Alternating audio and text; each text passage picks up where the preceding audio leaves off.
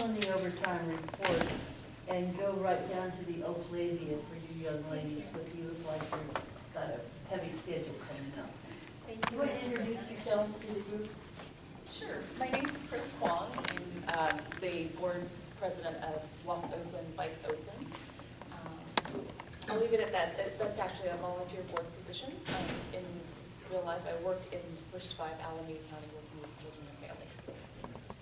And I'm Laura McCamey. I live actually really close to where that accident happened, and I'm really glad I don't come to this meeting all the time because I don't want to know. Scary things happen in my neighborhood. And I'm on the BPAC, and I'm also, Chris and I are both on the planning committee that's working on an open streets event that will encompass some streets in Oakland and Emeryville. There's a loop.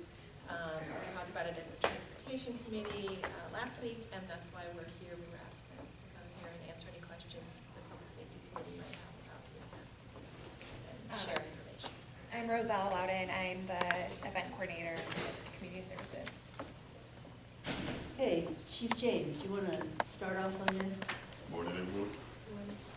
Just a little background about the discussions at the transportation committee, the concerns that were expressed in the transportation committee. The presentation was made to the Transportation Committee, the proposed route of the event, and what this will entail is the closure of streets to allow for the movement of pedestrians and bicycles during the event. The closure is San Pablo Avenue from 55th north to 65th. 65th Street closed from San Pablo Avenue west to the Greenway, which is the equivalent of Doyle Street. Doyle Street will be closed south to 55th, and then 55th Street will be closed between San Pablo and Doyle. The idea at this point, in the early planning at this point, is that traffic will be permitted on Powell Street, so that isn't disrupted too badly, with monitors there to aid the people that want to cross over the route. From I'd say the western third or better of the route will be in Emeryville.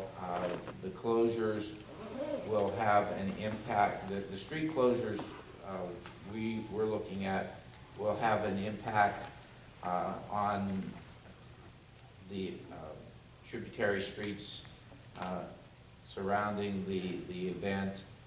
Hollis, we think mainly Shellmound. 40th Street will be a primary detour route and such. I think Sacramento and Market Street will be impacted also. Our concerns are just having enough people on duty to not so much handle what's going to occur in the event, although we do have some concerns and want to have a presence in the kids area, but more so being capable of handling the traffic problems that occur throughout the rest of the city due to the movement of traffic on those streets. Shellmont Street, between Powell Street and the 40th Street Bridge, becomes very, very congested on Saturday afternoons, and we would expect that this would provide additional congestion to it. Hollis Street, people have found is a good alternative to Shellmont, and we feel that will get some more traffic. So our concerns are being able to keep the traffic flowing as effectively as we can, and that's where our staffing levels will be more concentrated rather than on the event itself. Well, one of the other items that was brought up at the transportation meeting is the fact that the 12th is just the week after the 4th, when all hands are on board kind of a bird net for some, you know, we're a very, very tiny town. And here you called all our policemen out, or police officers out July 4th, and then coming back a week later, and I'd like your comments on that, Chief.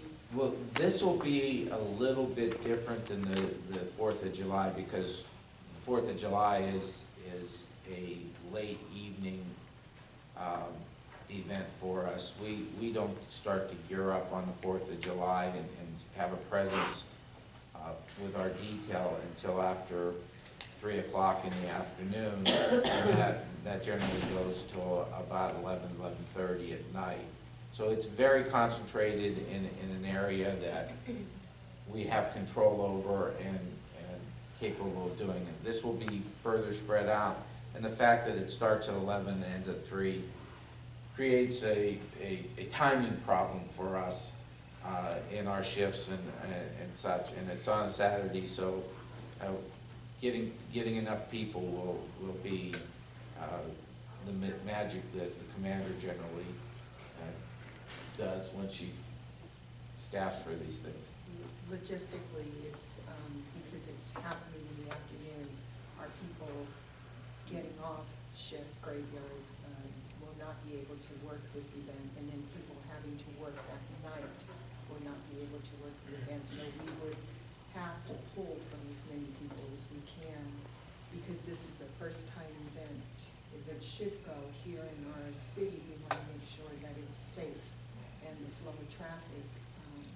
So although at transportation, there was mention that the volunteers will be trained, we still, for the first time here in Emeryville, to make it safe here, we would have to ensure the public movement of, you know, people and in the public safety.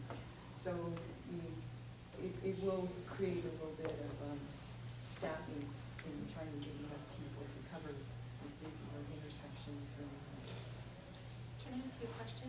When is that shift change? Like is there a way we could adjust the hours that would help with that, or is there just no way in the middle of the day that it's not going to impact the shift change? it's, if you held it, for example, our shift would get off at 6 in the morning or start at 8 o'clock at night, which isn't. So it's not right in, okay, it's not. So if we moved it an hour earlier, that's not really. For like, something like that would be, if you can relate it to maybe your sleep, like starting something like at 3 o'clock in the morning as opposed to 4 o'clock in the morning, they still have to sleep that. So What really wouldn't help. Okay. I was just thinking if there's some way, yeah, you make a small change. That just makes it more difficult for us to staff and get enough people, because the what we call graveyard, the overnight shift, isn't going to be, we're not gonna be able to bring them in early. The overnight shift, we're not gonna be able to hold them over enough. So we're going to have to staff this with people that are on days off and cancel days off. Well, when this comes back to the council, I hope you'll have the costs refined here, how much it's gonna cost for the additional time of the officers, and whether or not indeed we can have the sufficient officers. Rob, how's this gonna affect fire? Well, I'm curious about the two things. One is, will there be like a typical festival where there's a bunch of open cooking and that sort of thing going on? No, actually, this is, it's primarily a health-oriented event, and there's a basic description of what an open street event is, the purpose and what we're trying to accomplish. So no open pit, no open fires, No actually. Weber grills, although there could be Weber grills. People could do spontaneous picnics, and I believe that is something that we'd like people to congregate together, but to do so safely. But the only vendors that are allowed at this event are actually mobile food vendors, and we will be locating them in different corners of the route itself. So Do you have an idea of where in Emeryville you'll be locating vendors? that's something that would be very helpful for us to know. When you say Well- mobile vendors, are we talking about the food trucks Food sort of trucks, thing? Yeah, food so trucks. like it- And our idea is, one of the complaints, just so to, should I give just a little basic on open streets, just for people who are in a transportation committee? This is, an idea is to encourage people to get out and walk and do yoga. There will be free yoga classes, all sorts of free movement classes. Somebody already contacted us and wants to set up a Foursquare tournament. So just to encourage people to get out and move, and it's a good, and public health, and also to break down barriers between neighbors, and people get to know each other by circulating in the neighborhood. So that's our hope, that people will circulate and get to see new things that, oh, I didn't know that store was there, because I'm usually driving by so fast in my car, that kind of thing. So our idea with the mobile food trucks, and we haven't firmly decided on where they will go. Some will be on the Oakland side for sure, but not near any stationary food vendor. We really want to encourage our businesses in Emeryville to have a great day that day. And businesses generally do, food businesses generally do great on these days because everyone wants to eat while they're out. We were thinking perhaps near the Doyle Hollis Park, which is also the area we were thinking would be good for sort of a locus of kid activities because there's all the great structures there, and maybe sort of focus, some attention on things that are kid-focused in that area. But I think food trucks are already near that park some of the time, is that correct? So, and we would certainly, work with you on. Well, the two things is if any of the streets are impacted, when we have these fairs, we have them all over the county, that you usually arrange so at least a fire engine can get past somewhere to get to a building. Right. So there's nothing completely occluded. Right. And then the other challenge we have is typically when you get a gathering of that, there's always a medical problem or two. And so I'm curious about how are your communications amongst your event organizers, and then how would you say it's here? So let me respond to some of the logistical pieces in terms of co-location of emergency medical services, where our event coordinator is cited and how we communicate with each other. One is every single intersection, roadway intersection, has a volunteer either helping people move through the intersections should there be an emergency situation and vehicles really need to move through. Barricades will be moved to the side and replaced as appropriate. The other piece is that we're all on radio. We have a hired traffic specialist, Shasta Pros, Stephen Tiffin is his name. He's been working with Oakland street festivals as well as the last two Open Streets events in Oakland.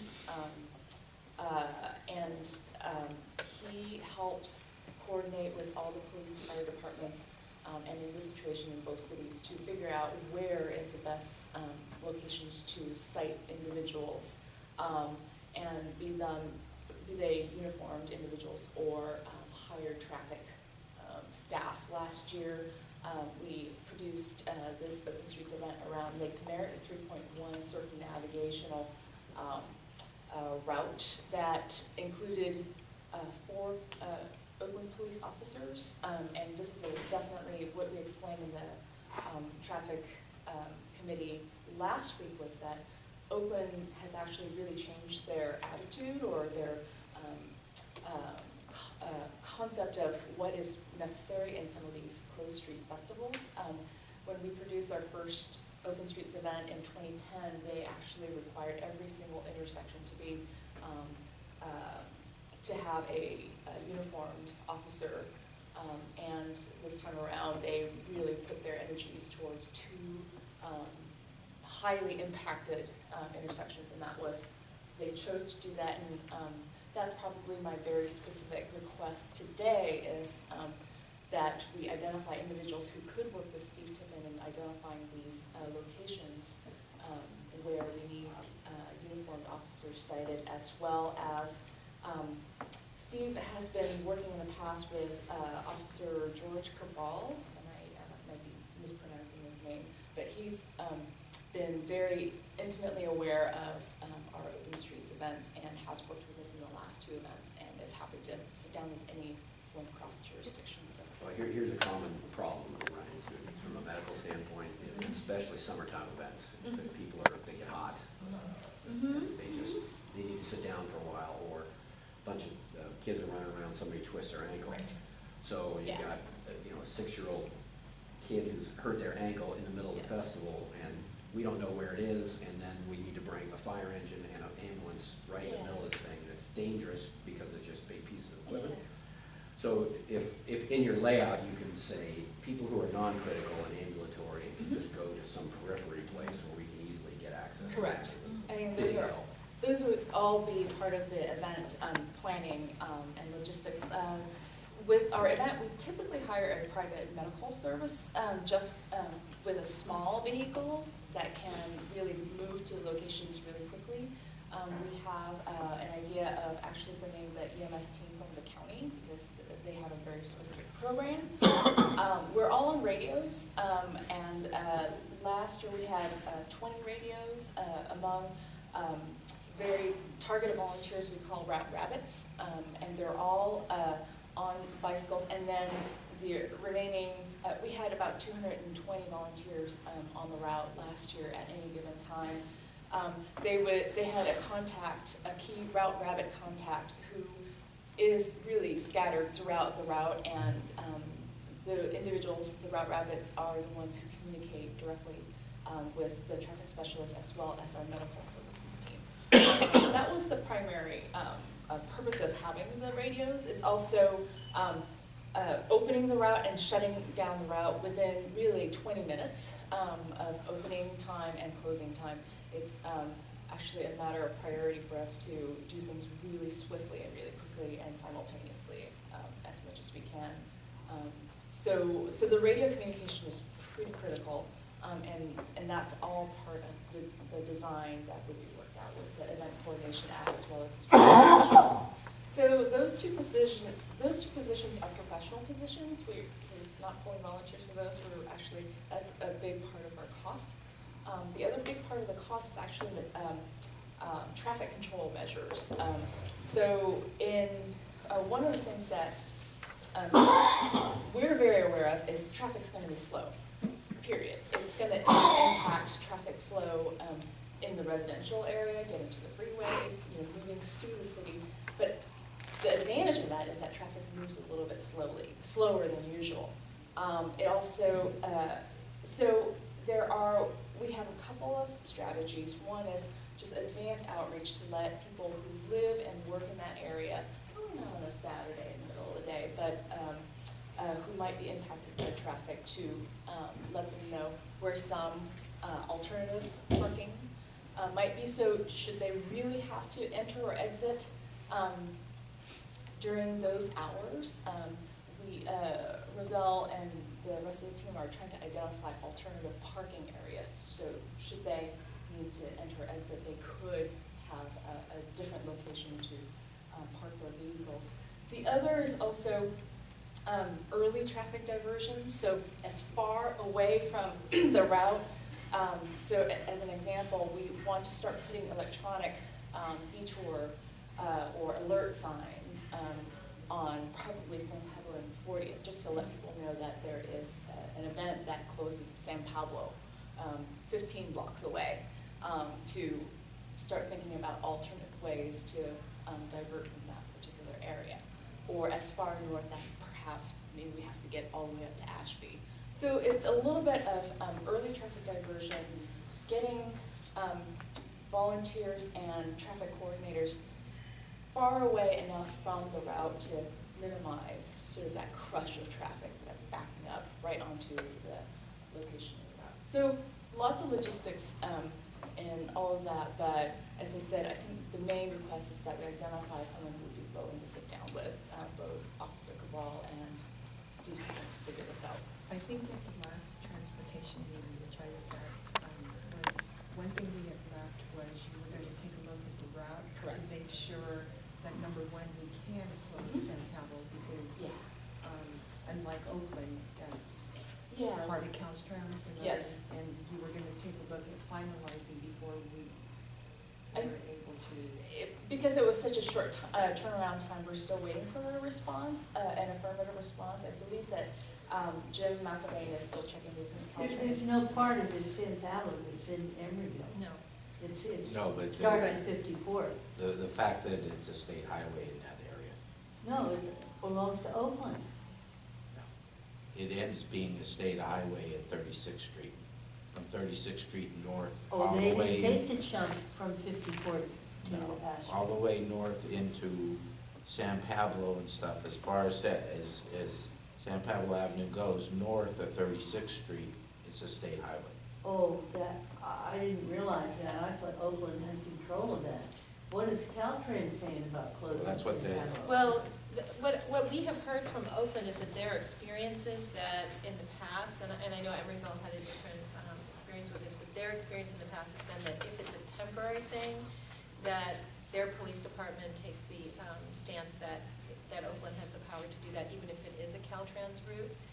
But I think, are they gonna check it, or just double check? We're double checking, and Caltrans is, the feedback that we've received today, and that's through just the history of doing the running festival on International Boulevard, as well as parts of streets that have the touchdown of off-ramps, freeway off-ramps and on-ramps, is that as long as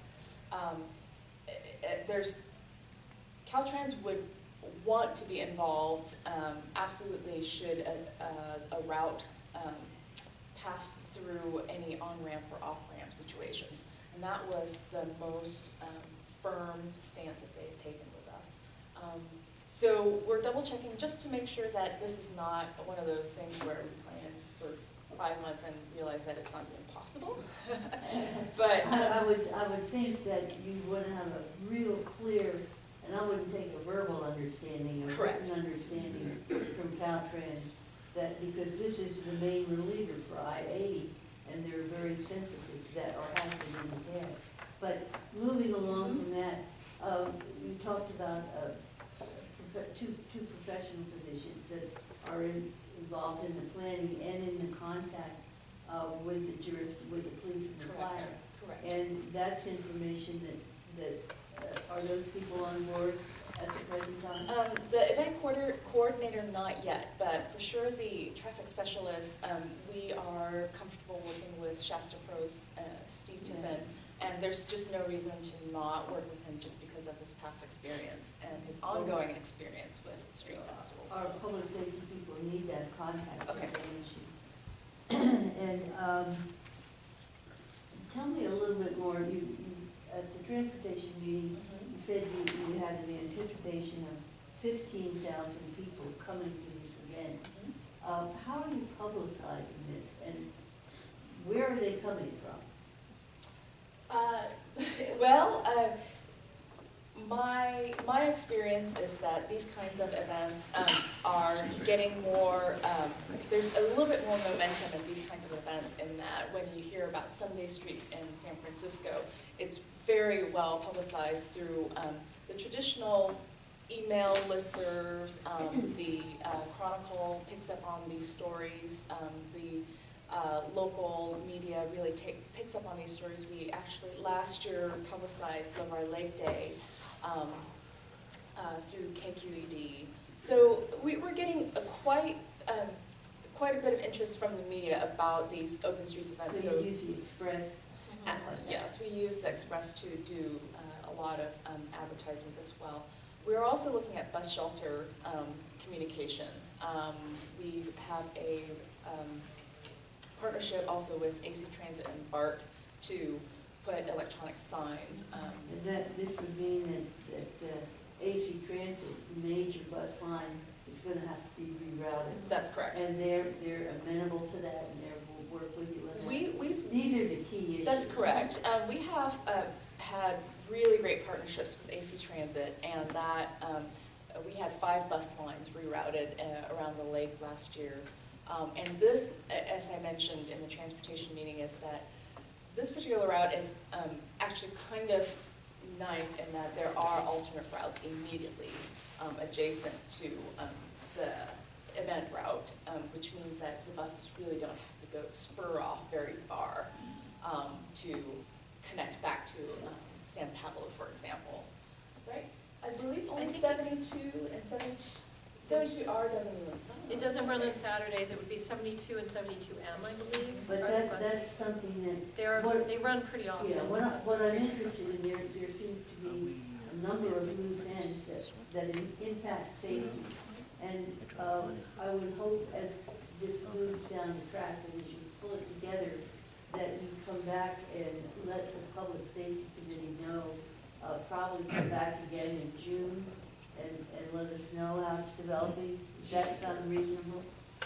And I would also request perhaps a meeting to plan some of these logistics, to tighten up the loose ends prior to that meeting, so if there are individuals who would like to be at the table with our traffic specialists. The commander will be your contact. Great, thank you. Yeah, and I'd like to have George Warren, the fire marshal, up here and part of that too. And can I just want to go back to your questions about fire and medical safety, because I'm not sure we totally addressed them. And one question I have is, you were saying that food trucks in front of buildings could be an issue. If food trucks are next to the park, is that better? Because they're not next to a building, they're next to an open space? If they Well, were the challenges we typically run into are, if it's a street fair where there's a bunch of tented vendors, that they put those tents over the fire hydrants and anchor them to the fire hydrants, and you either can't get to it or you can't see it. I mean, we have them on maps, but it's still different to try and actually locate it. And they're great anchor points on windy days, so if things get tied to them, it's one good thing that it's anchored, but it's also a pain to actually physically get to it, and we just don't have the time to move a bunch of things. So being mindful of that, plus the fire department connections that go into the buildings are a great place to hang jackets and put carts in front of them. And so those, again, you know, if it takes 5 minutes to try and figure this out, that's not a good 5 minutes that we have to waste. So the pathway to get past whatever the vendor booths are, the food trucks, whatever, as long as you can get past them up every street to get to the buildings, and then all the internal sorts of fire protection things aren't compromised or hidden, is very helpful.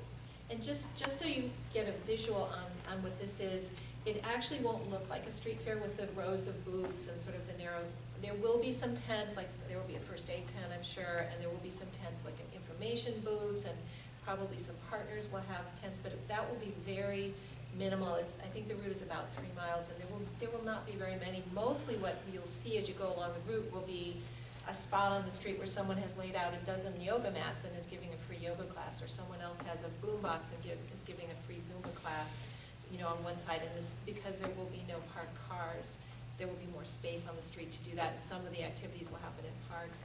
You know, there will be a kids' Foursquare tournament going on, probably people playing bocce ball on them.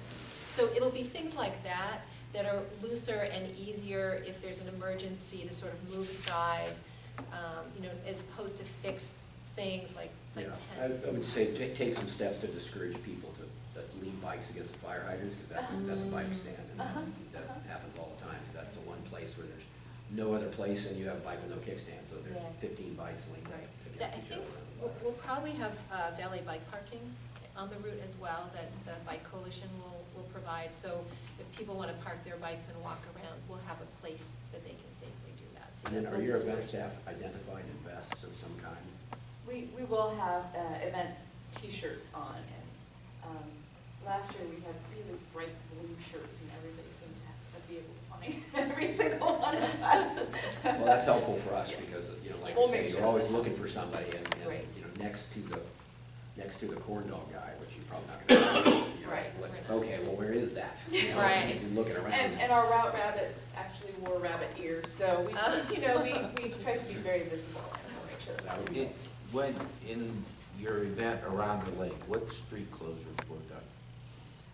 we closed off Lakeshore, the length of Lakeshore, from the top of the lake where the colonnades are, all the way down to Lake Merritt Boulevard. And Lake Merritt Boulevard, which faces the Kaiser Convention Center, was, half of it was closed. By the time you got around to Harrison Avenue, part of that, the street was open for, I think it was for the movement of the food vendors to go in and out, but otherwise, most of Harrison was closed off. It's such a large park area as well, so with lots of streets going in different directions. That was completely closed. Grand Avenue, we closed half of it. We actually delineated the street, the length of Grand Avenue from the from Harrison all the way to El Embarcadero, again, back to the colonnade. We closed off half of the street and allowed buses to travel up and down the length of Grand Avenue, and had controlled entrance and exits from Bellevue Loop, which kind of hugs the lake on the interior of Grand Avenue. So there were a few tiny streets that allowed people to enter and exit, and those were basically volunteers stood there, waited for a car, and when cars came, they manually instructed cars on when to go, where to go. They closed off, kept people from crossing the streets when there were cars. And of course, by that time, a lot of residents realized that they were going to have a hard time getting in and out anyway, so they just... Yeah, that brings up my final question, and I am very much concerned about our residents who live in this area between Vallejo and Doyle, from Peabody Lane all the way down to 53rd Street. I think just notifying them a week beforehand is not adequate. No. This is going to be a serious impact on them. They're all hard-working people, and they enjoy their Saturdays and going out and getting shopping and stuff. Right. When do you propose to engage? This is a very small group of people, Right. but they're going to be very, very heavily impacted. Right. So what are your plans for engaging them, and hopefully getting them to volunteer too, but at least alerting them to the fact that this is proposed, Right. that this is moving forward. It's a big deal. It will cause inconvenience for about, 6 hours. But we should be notifying them if we think we're far enough along down the line, so that they have a voice to respond or volunteer. What can you do on that? Our plan is actually to knock on every single door. It's actually a small enough area for our volunteers to Exactly. go and knock on the doors. And you have a flyer that We will. delineates exactly what it's going to be, what the impact will be. Absolutely. I believe our priority step is to finalize the route, and Good. to let the And then you'll folks be know. engaging the residents. Yes. And could we get copies of that Absolutely, flyer? absolutely. And give that to Jeannie, that'd be And good. if anything, I would really love the city of Emeryville logo to be on it as well. So just, it's also just, I want to make sure that the residents, especially those who live on the Emeryville side, to realize that it's not something that Oakland wants to come in and close down your street to limit your access. I think it's I think definitely that's a very important psychological. It is. So it would be really helpful to also get an endorsement from the city of Emeryville on this particular event. So our goal is to the priority is to finalize the route, make sure we have something to show folks, and we're happy to do this as soon as possible. Sooner is better. The sooner is better. And then we typically, a month out, will start putting posters, either on bus shelters or any location that has the ability to advertise the event that's coming up. Last year, around the lake, about a week in advance, we knocked on the doors of the neighbors around the lake, and actually handed out little flyers that was specific to directions on this is the best way to get in and out of the area, the event area, during those hours. And we also had Jim McElvain's telephone number. So if you have any concerns, call Jim, kind of thing. I did have a question, actually. So how many years did you do it in Oakland? In 2010 and 2013. So how come it's not in Oakland this year? And then, is there a contact person we have for the police department that Jeannie can contact? So on a debrief on what they saw as their problem. Sure. Uh-huh. So it would be police to police. Will do. This is not going to be of the magnitude of the Lake Merritt event. It just depends. I mean, it is a very accessible location. I think that people are really drawn to this area. So I have to say that I was riding on the Doyle Street Bikeway the other day and envisioning people, riding down, that's such a nice connector for Berkeley, just getting on their bikes and riding down that 19th Greenway and joining in Because it is fun to be, there's a lot of small children who you can feel safe riding, kids who are kind of wobbly. There's a lot of those at every one of these events. So what was it, how come not Oakland again? Okay, so it is It is. Oakland. And what happened this year is that the Golden Gate neighborhood, SPGA, the neighborhood association, got together and really wanted to do an event in their neighborhood, and because, you know, Emeryville, North Emeryville is sort of part of the Golden Gate neighborhood in a way, you know, we go back and forth a lot. Absolutely. They thought it would be nice to, you know, this was sort of a logical loop, the streets connected well, and so they approached some of us in Emeryville, and they said, would you be interested in doing this? And I know there's been some interest in Emeryville. The mayor, when she was on the BPAC for years, would always nudge me and say, let's do that in Emeryville when we would hear about events in other cities. But we, you know, it wouldn't have been very fun to just close the streets and have everyone ride around Doyle Hollis Park or something. That was, we're such a small city that to do an open streets event without causing huge disruption to the freeway or something would have been very challenging. So it's kind of nice, and plus Oakland brings a lot of experience, so it's a nice opportunity for us to be able to participate in something like this without having to carry all the weight of it, with being able to have the experience of some people who've done it before and have a lot of experience. And I think it's a great opportunity to sort of showcase some of what's great about Emeryville. Part of what's going to happen at this event is local artists and other people will be invited to come out, and you know, there will be planned activities, but people will also spontaneously come out in the street and, you know, paint a picture for a while everyone's watching or something. You know, it's a great opportunity to sort of introduce people to parts of Emeryville they might not know. We're not just Bay Street, you know, there's other things going on. And Laura, you will be responsible for making sure that the residents in this area that are impacted know as soon as you get a route that they're alerted to the fact, so Right. that they have the ability to have early input into it. Yeah, got yeah. one other. Just one more, yeah, Rob.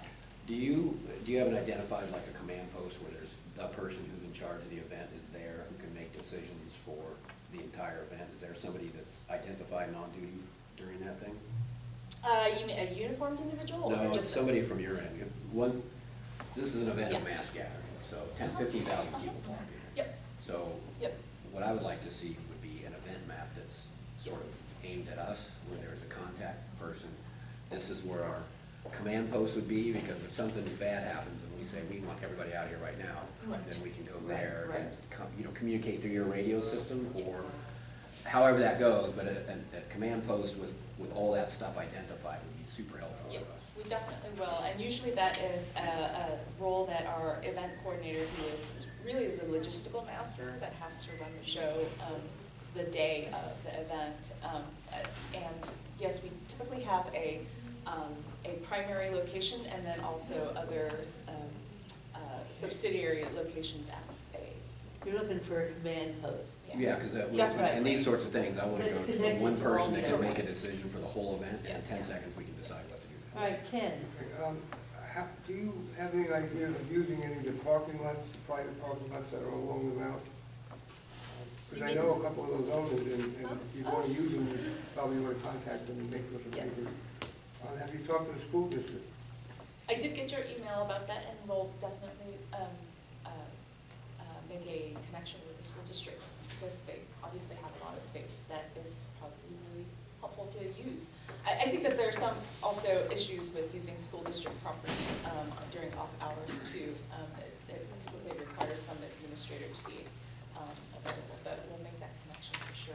And it looks like the biggest impact would be on Shannon Avenue, like Disney Group, they probably schedule appointments, so you're going to do that, they don't schedule appointments. And the Oakland has a different requirement than Emeryville, and I think Oakland requires the event planners to knock on every door and get people to sign off on it, so that will happen. Okay, thank you Thank very you so much for Thank your you, time. and thank you for moving that item up. I appreciate it. Okay. And